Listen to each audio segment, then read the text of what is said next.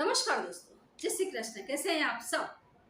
उम्मीद करती हूँ खुश होंगे, सुखी होंगे, संपन्न होंगे। जो भी हमारे व्यूअर्स हैं, सब्सक्राइबर्स हैं, दुनिया में जहाँ भी हैं, हमेशा खुश रहे, सुखी रहे और संपन्न रहे। दोस्तों, देवशयनी एकादशी शुरू हो रही है मंगलवार रात 8:33 से, जो बुधवार रात 9:02 तक चलने वाली है।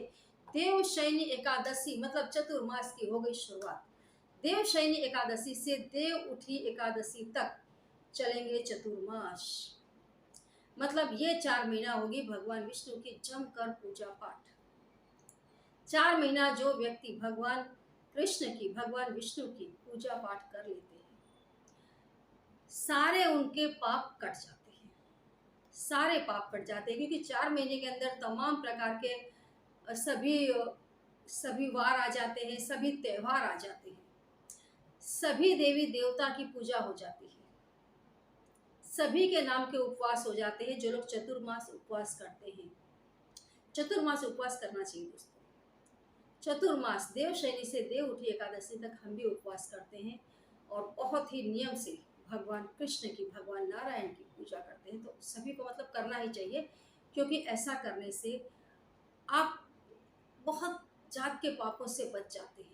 चतुर्मास 4 मास भगवान योग निद्रा में चले जाते हैं, समुद्र में जाकर शयन करने लग जाते हैं। तो ये 4 महीने भगवान विष्णु की सेवा पूजा करने से जो भगवान नारायण की, भगवान विष्णु की, भगवान कृष्ण की जो शक्ति है, वो जबरदस्त रूप से ब्रह्मांड में बढ़ती है।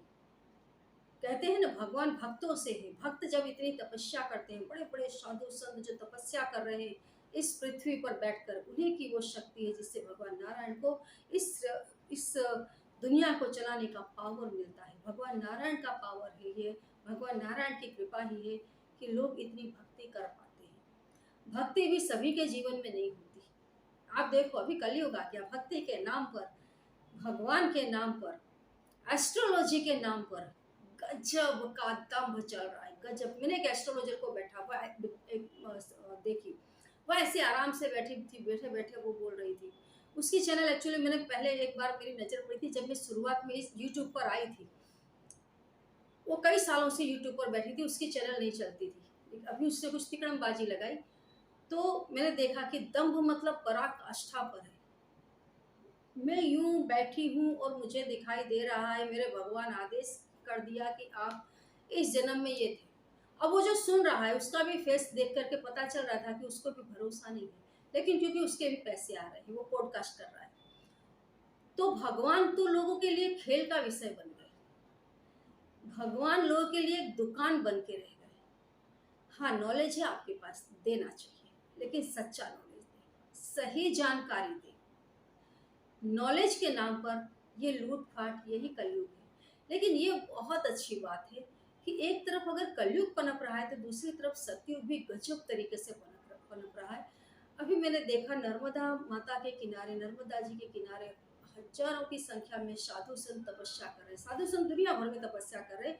अपने भारतवर्ष में तो ऐसी कोई जमीन नहीं है जहाँ साधु संत नहीं है।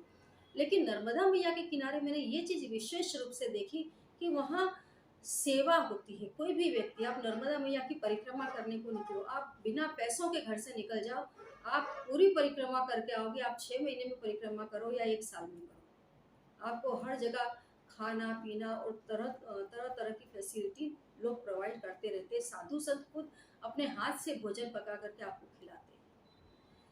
तो सतयुग भी है। अगर कलयुग ही, सिर्फ कलयुग ही बचा होता तो इसका अंत आ गया होता, लेकिन आ नहीं रहा है क्योंकि सतयुग अभी है ना?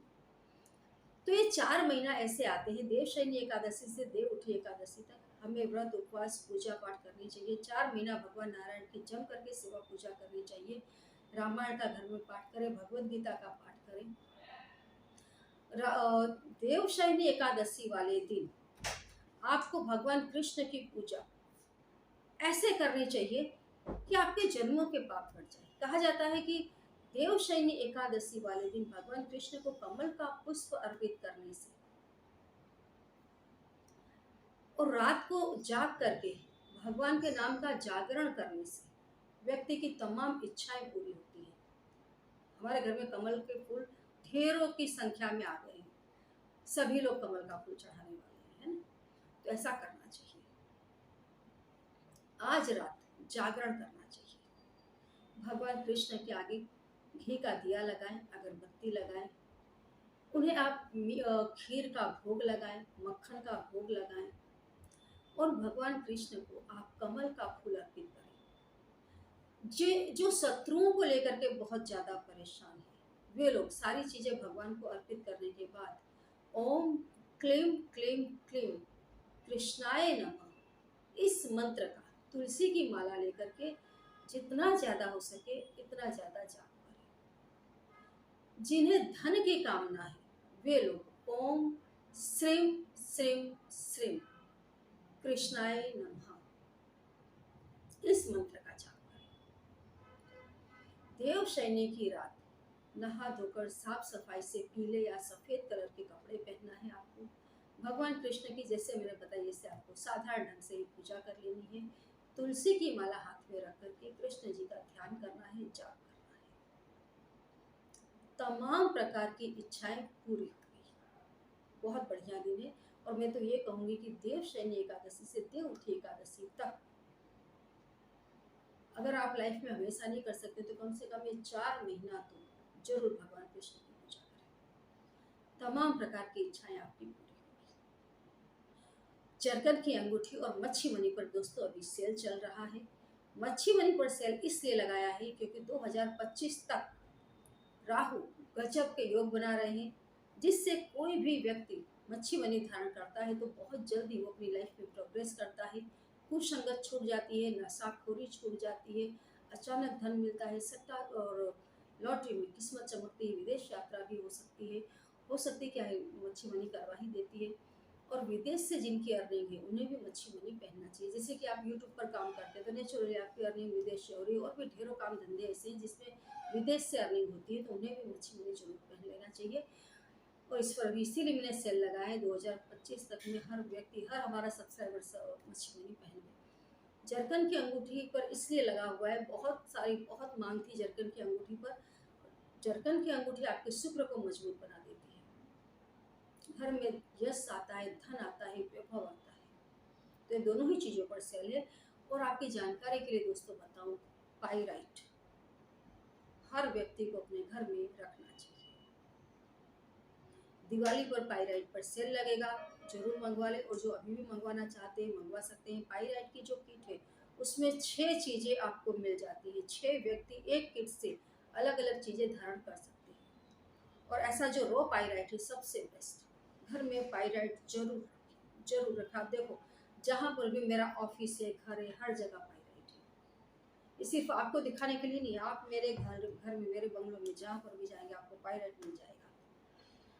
पाइराइट घर में जितना ज़्यादा रखोगे गरीबी घर छोड़कर जाएगी। जानकारी अच्छी लगी हो तो लाइक करें, चैनल को सब्सक्राइब करें, वीडियो को जितना ज़्यादा हो सके दोस्तों शेयर करें। जय श्री राम।